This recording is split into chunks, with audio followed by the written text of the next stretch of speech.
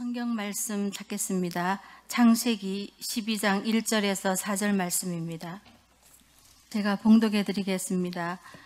여호와께서 아브라함에게 이르시되 너는 너의 고향과 친척과 아버지의 집을 떠나 내가 네게 보여줄 땅으로 가라.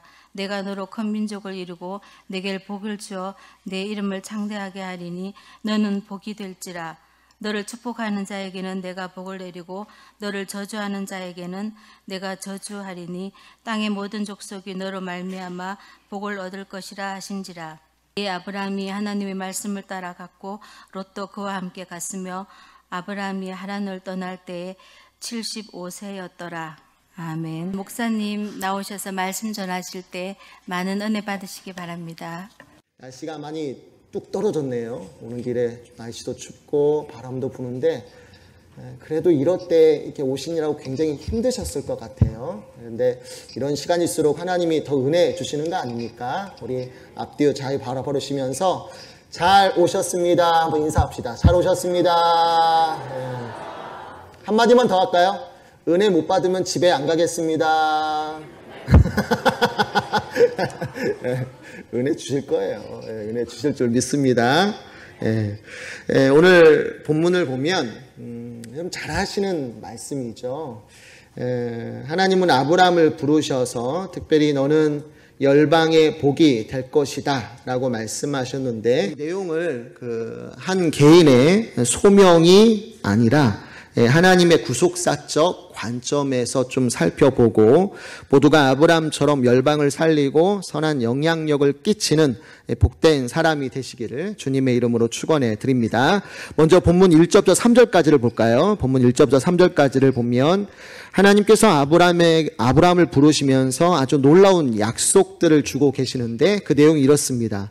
여호와께서 아브라함에게 이르시되 너는 너의 고향과 친척과 아버지의 집을 떠나 내가 내게 보여줄 땅으로 가라. 내가 너로 큰 민족을 이루고 내게 복을 주어 내 이름을 창대하게 하리니 너는 복이 될지라. 너를 축복하는 자에게는 내가 복을 내리고 너를 저주하는 자에게는 내가 저주하리니 땅의 모든 족속이 너로 말미암아 복을 얻을 것이라 하신지라. 아멘. 말씀 보면 하나님은 갈대아 우르에서 안정된 삶을 살고 있는 아브라함을 부르시면서 고향과 친척과 아버지의 집을 떠나 하나님이 지시하시는 땅으로 가라 라고 명령하십니다. 그러면서 세 가지 약속을 주고 계시죠. 첫째로 많은 땅, 그리고 둘째로 큰 민족, 셋째로 복의 근원이 되게 하시겠다 라고 약속을 하고 계십니다.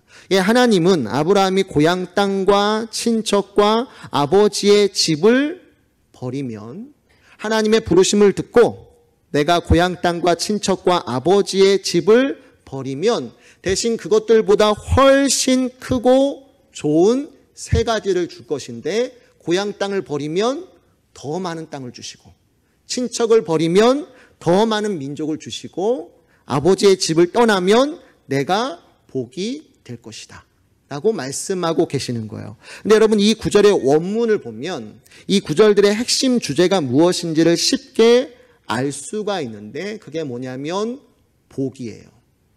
복이라는 단어가 핵심 단어예요. 이 복이라는 의미의 히브리어 단어 바라크가 이 명사형과 동사형으로 쓰여지고 있는데 1절부터 3절까지 해서 이 복이라는 단어가 무려 5번이나 반복되고 있습니다. 그러니까 하나님은 아브라함을 부르시면서 특별히 너는 열방의 복이 될 것이다. 아브라함을 부르시면서 특별히 너는 열방의 복이 될 것이다 라고 약속하고 계시는 거예요. 그러면 이것의 의미가 뭘까? 아브라함을 부르시면서 복 한 단어를 이렇게 5번이나 쓰여진다는 것은 그 의미를 강조하는 거거든요. 그러니까 아브라함아, 너는 열방의 복이 될 거라는 거예요. 그러면 이 열방의 복이 된다라는 이것의 의미가 무엇이겠습니까?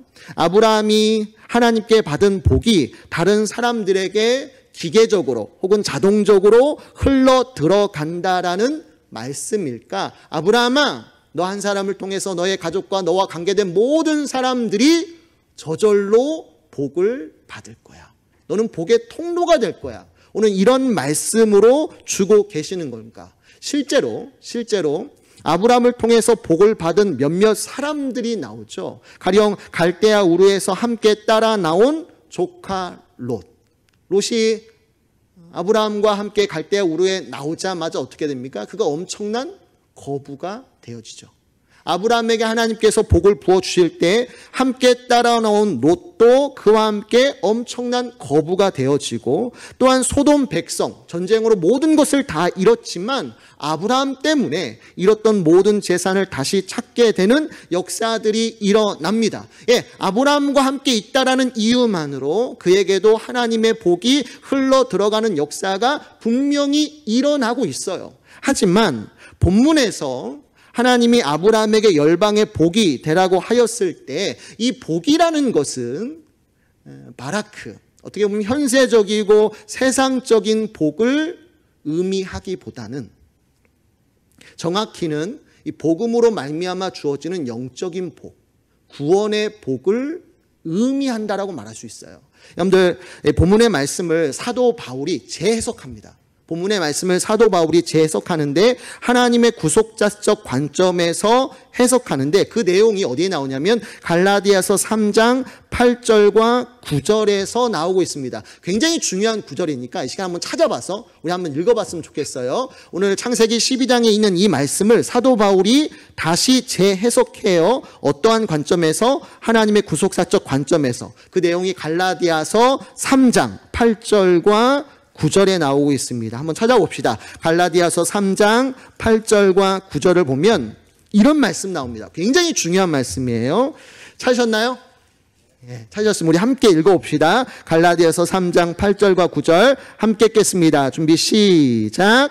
또 하나님이 이방을 믿음으로 말미암아 의로 정하실 것을 성경이 미리 알고 먼저 아브라함에게 복음을 전하되 모든 이방인이 너로 말미암아 복을 받으리라 하였느니라. 그러므로 믿음으로 말미암은 자는 믿음이 있는 아브라함과 함께 복을 받느니라. 아멘. 굉장히 중요한 말씀입니다. 말씀 보면 사도 바울은 창세기 12장 1절과 3절까지 해서 하나님이 아브라함에게 너는 열방의 복이 될지라 라는 이 말씀을 주셨는데, 이것이 사실은 뭐냐라고 했을 때 사도 바울은 한마디로 말하기를 이게 복음이다. 이게 복음이라는 거예요. 여러분들, 여기에서 쓰여진 복음이라는 단어가 헬라어로 프로 유앙겔리조마이예요. 프로 유앙겔리조마이인데 두 단어가 합성됐습니다. 앞에라는 의미의 프로라는 단어와 기쁜 소식을 선포하다라는 의미의 유앙겔리조가 합성되어서 직역하면 뭐냐면 미리 복음을 전하다예요. 미리 복음을 전하다예요.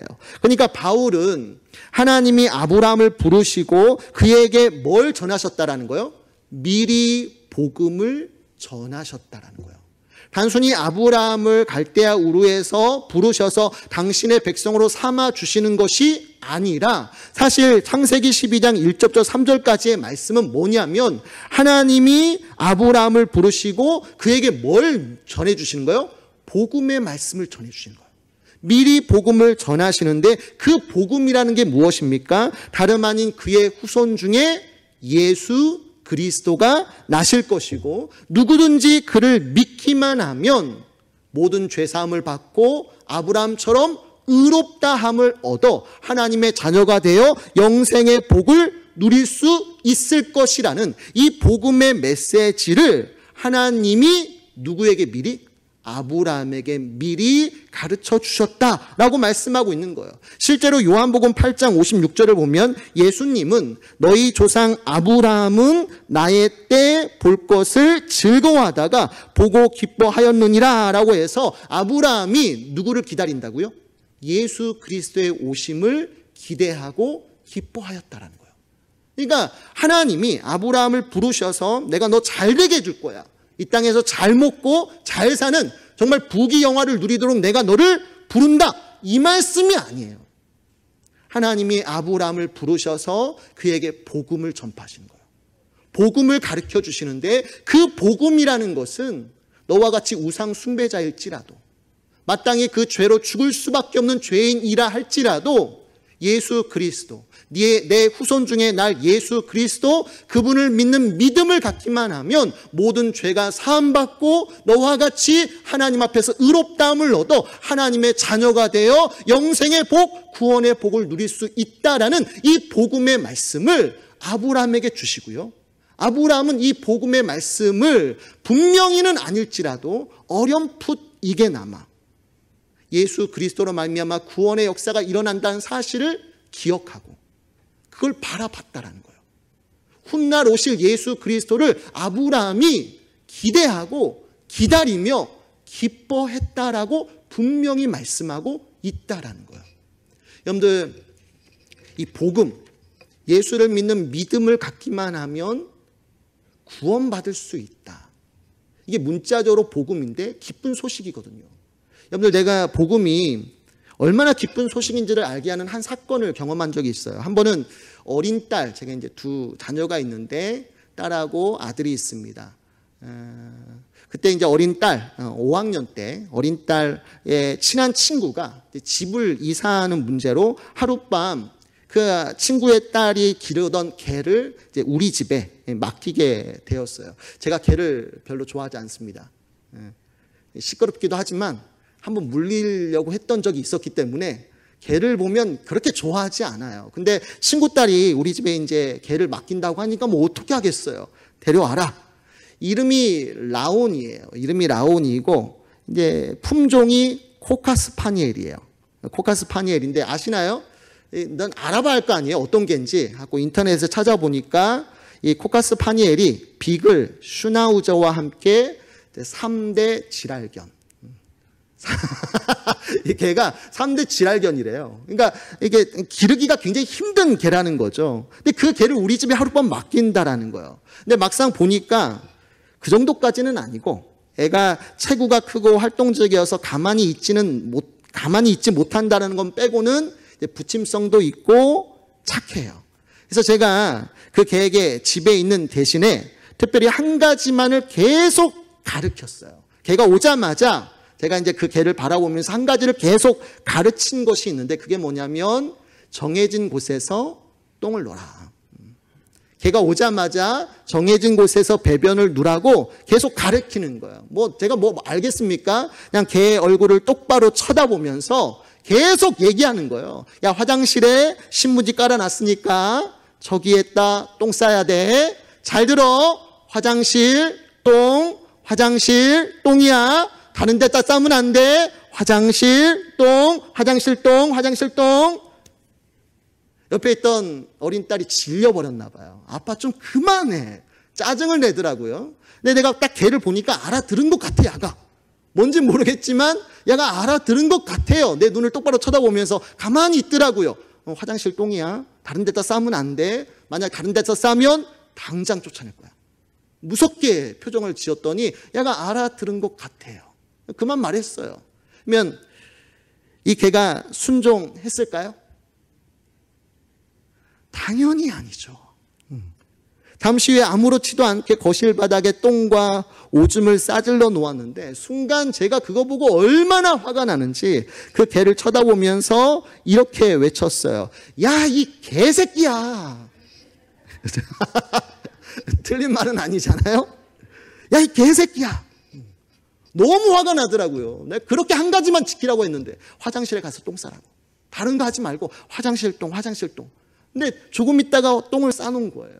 욕이 나오더라고요. 다음날 걔를 친구 집에 보냈는데 어찌나 속이 후련한지. 근데 그날 밤이었어요. 걔를 보내고 잠자리에 누우려고 누웠는데 갑자기 그 개가 생각나는 거예요.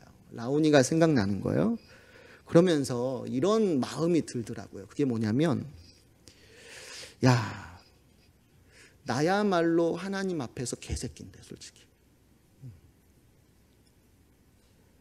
나야말로 하나님 앞에서 개새끼인데. 하나님을 알기 전에도 개새끼였고 하나님을 알고 나서도 여전히 개새끼라는 거.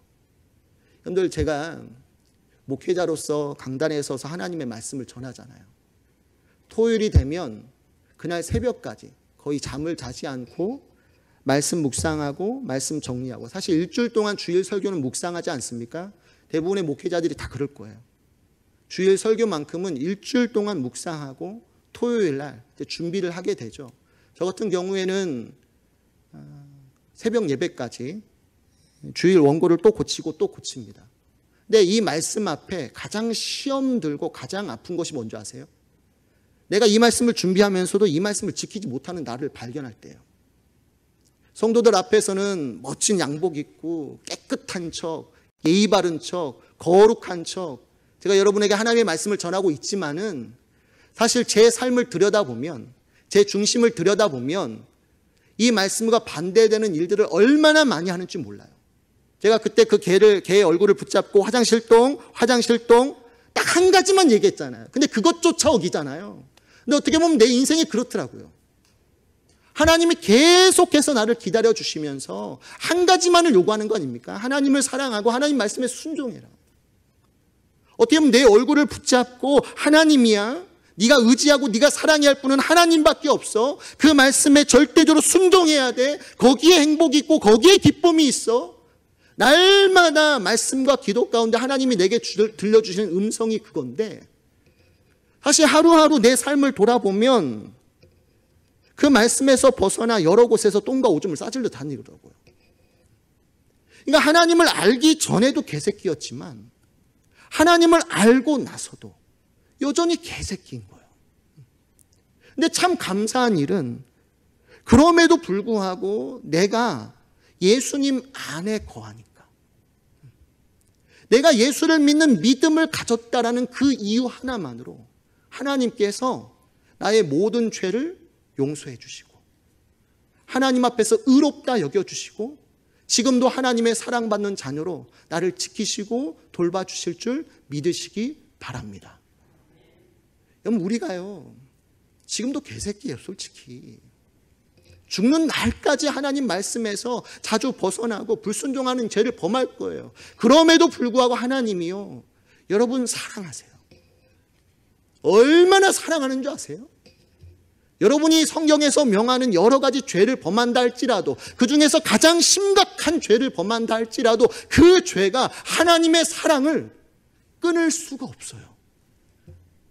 하나님은 여러분을 죽는 날까지 당신의 아들, 딸로 여겨주시고 날마다 먹여주시고 입혀주시고 여러분의 발걸음을 주장하셔서 하나님의 선하신 역사, 선하신 기적을 체험하도록 만들어 주실 줄 믿으시기 바랍니다. 이게 복음이에요. 그래서 복음을 두고 기쁜 소식이라고 말하는 거예요. 얼마나 기뻐요.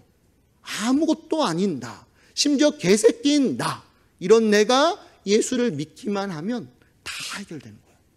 다 해결되는 거예요. 돈을 바치라, 땅을 바치라, 어떤 헌신을 하고 어떤 일을 하라는 게 아니에요. 수많은 이단들은 그걸 요구한단 말이에요. 너희가 천국 들어가려면 최소한 이런 자격들을 가져야 돼, 이런 헌신을 해야 돼, 이런 예물을 드려야 돼. 얼마나 두렵게 만들고 얼마나 불안하게 만드는지, 마지막 날에 눈을 감는 그 순간까지 내가 천국인가 지옥인가를 확신을 못해. 두려워 떠는 거죠. 근데 복음은 뭐라고 말하는 거예요? 두려워하지 말라는 거예요. 오늘 예수 그리스도를 믿는 믿음이 있어요. 여러분 속에 예수 그리스도가 살아계셔요. 하늘에 계신 하나님이 마냥 두려운 분이 아니라 나의 사랑하는 아빠, 아버지라는 확신이 있고 그분이 나의 길을 인도하신다라는 확신이 있으신다면 오늘 여러분의 생명은, 여러분의 영혼은 사망에서 생명으로 옮겨질 것이다? 아니요. 이미 옮겨진 줄 믿으시기 바랍니다. 지금 죽어도 천국 갈 거 믿으십니까? 믿으십니까? 아유, 목사님 나 개새끼인데. 아니라니까요. 예수 안에 거하면 이미 그 영혼이 사망에서 생명으로 옮겨진 거예요. 그러니까 이 복음의 메시지가 얼마나 기쁩니까? 사람들에게 전할 때 다른 거 없어요. 십자가에 달려 죽으신 그 예수가 나의 주가 되십니다. 그 예수님을 믿음으로 영접만 하시면 당신의 삶, 당신의 생명이 바뀔 수 있습니다. 예수 믿으세요. 교회 한번 오세요. 말씀 한번 들어보세요. 당신의 삶이 그 자리에서 바뀔 수 있습니다. 얼마나 기쁜 소식이냐고요. 근데 이러한 기쁨의 소식인 복음의 말씀을 누구한테 미리 전해주셨다고요? 아브라함에게 전하시는 거예요. 하나님이 갈대아 우르에 있던 아브라함에게 이 복음의 말씀을 미리 전하시는 거예요.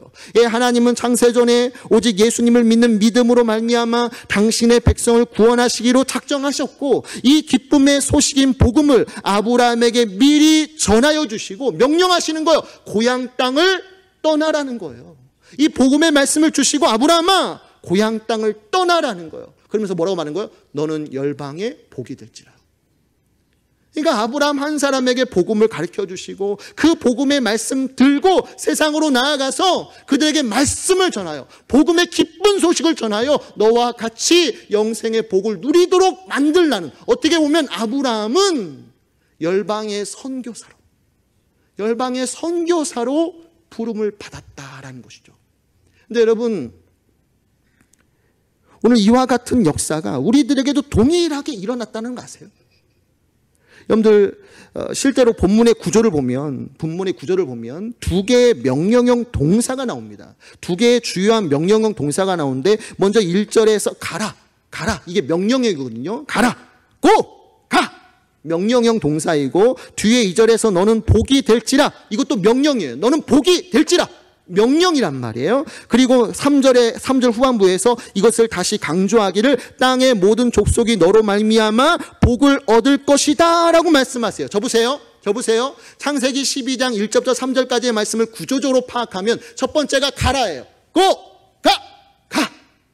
가라, 명령은 나오고, 두 번째가 너는 복이 되라, 명령하시고, 3절에 보면 땅의 모든 민족이 너로 말미암아 복을 받을 것이다 라고 약속하고 계세요. 근데 여러분, 이 구조를 살펴보면 가라, 너는 복이 될지라, 열방이 너로 말미암아 복을 받을 것이다, 이 구조를 살펴보면 어디선가 언뜻 떠오르는 구절이 있지 않아요? 가라, 너는 열방의 복이 되라, 땅의 모든 족속이 너로 말미암아 복을 받을 거야. 이 구절을 떠올리면 어디선가 연상되는 듯한 구절 하나가 있죠. 그게 뭐죠? 마태복음 28장 마지막 19절과 20절을 보면 예수님이 승천하시기 직전에 당신의 제자들에게 명령하신 내용이 이겁니다. 여러분들, 내용이 이렇죠. 그러므로 너희는 가서 모든 민족을 제자로 삼아 아버지와 아들과 성령의 이름으로 세례를 베풀고 내가 너희에게 분부한 모든 것을 가르쳐 지키게 하라. 볼지어다 내가 세상 끝날까지 너희와 항상 함께 있으리라 하시니라. 아멘. 그렇죠? 예수님은 모든 교회, 모든 제자들, 여기는 저와 여러분들을 부르셔요. 아브라함을 부르신 것처럼 여기는 저와 여러분들을 부르시고 뭐라고 명령하세요? 가라, 가라. 그리고 너는 열방의 복이 되라는 거예요. 모든 민족에게 복음을 전하여 제자로 삼아 그가 너와 같이 믿음으로 구원의 복, 영생의 복을 누릴 수 있도록 만들라. 어떻게 보면 저와 여러분들을 뭐예요? 아브라함처럼 열방의 선교사로 부르고 계시다라는 거예요. 그럼 이제 마지막 질문이죠. 여러분들은 이러한 하나님의 부르심에 지금 온전히 순종하고 계세요? 하나님이 그 옛날 아브라함을 부르셨듯 오늘 우리에게도 같은 부르심을 주면서 열방의 복이 될지라, 우리에게 복음을 가르쳐 주시고 그 복음을 전하여서 모든 민족이 복을 누리도록, 구원의 복을 누리도록 네가 가라 명령하고 계시는데, 이 부르심 앞에 여러분들 온전히 순종하고 계셔요?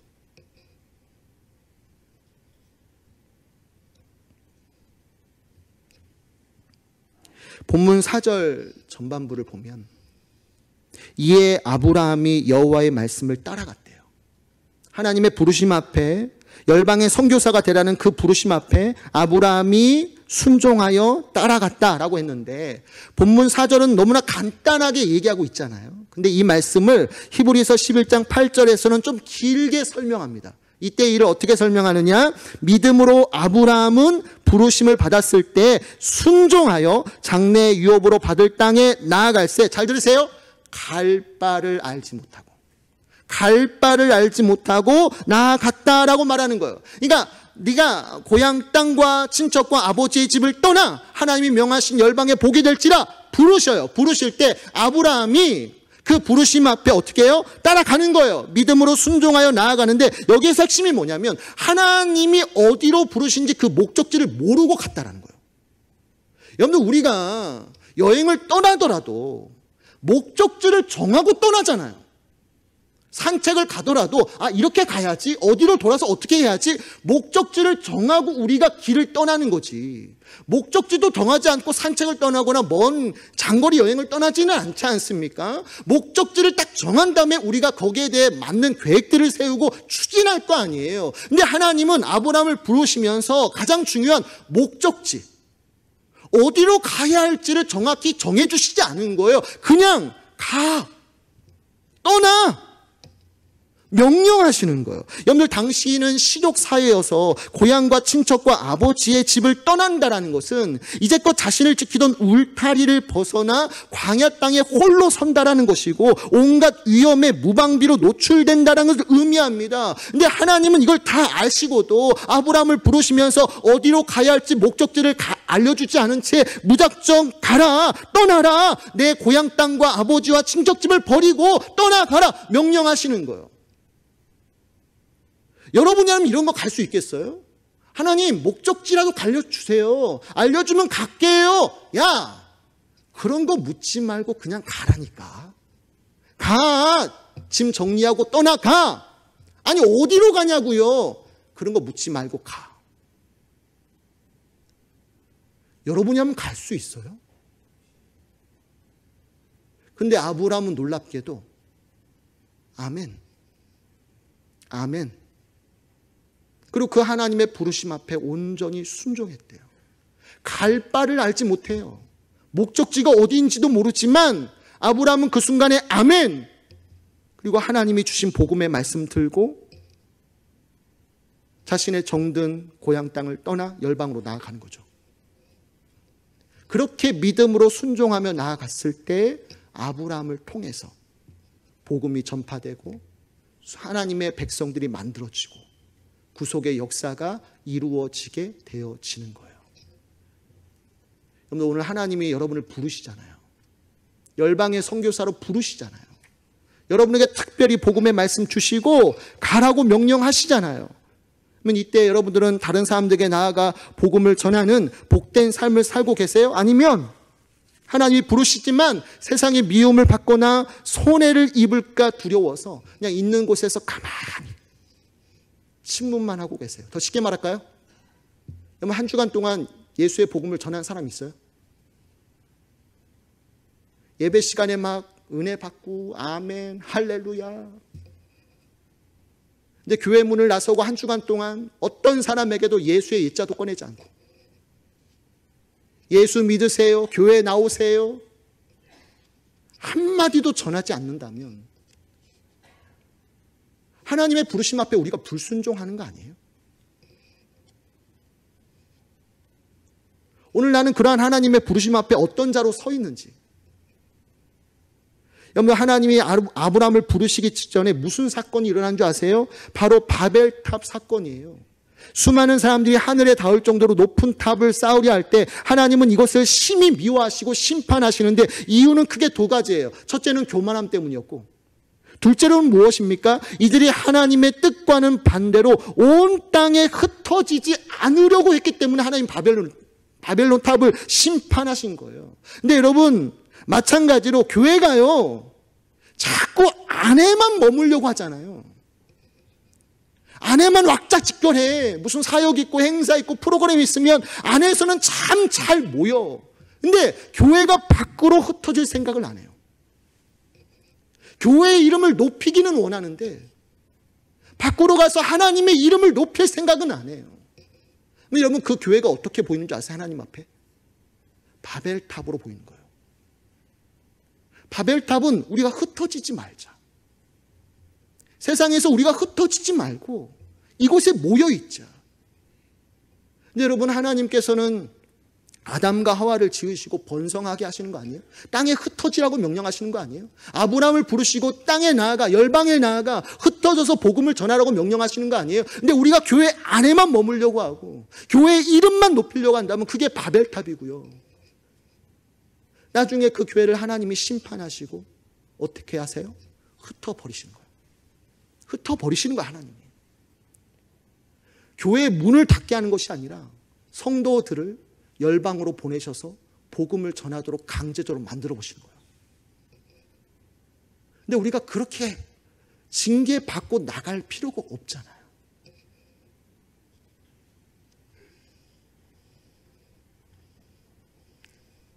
여러분, 이 이야기만 하고 마칠게요. 유난히 무서움이 많은 한 아이가 있어요.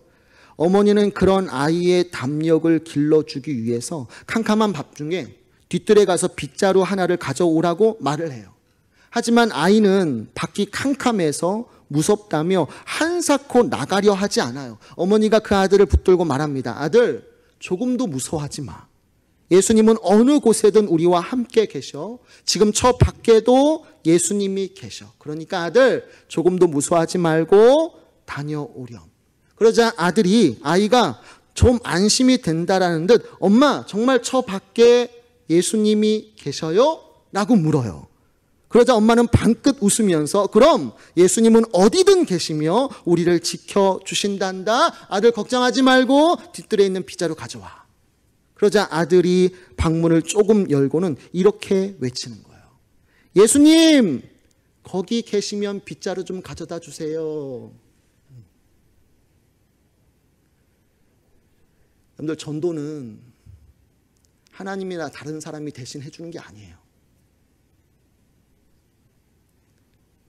전도는 다른 사람이 대신 해주는 거 아니에요.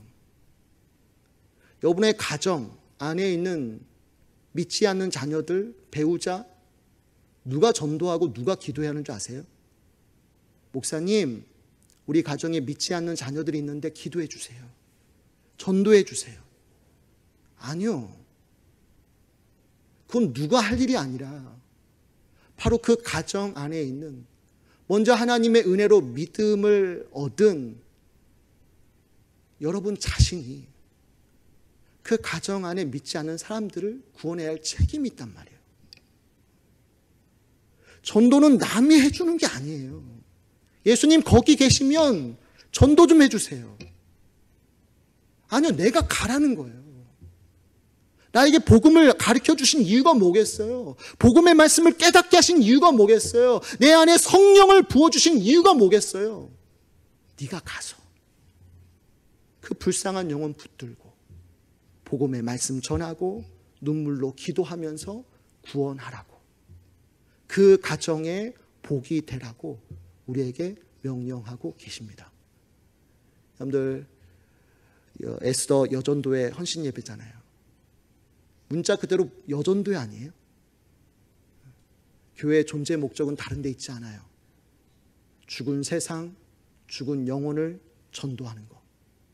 그들의 영혼이 복음의 말씀 듣고 나와 같이 예수님 안에서 영생의 복을 누리도록 만들어주는 것. 저와 여러분들이 각자 가정의 파수꾼, 일터의 파수꾼, 또 세상으로 나아가셔서 하나님이 지금껏 기다리시는 그 많은 영혼들 주님께로 인도하시기를 주님의 이름으로 축원해 드립니다.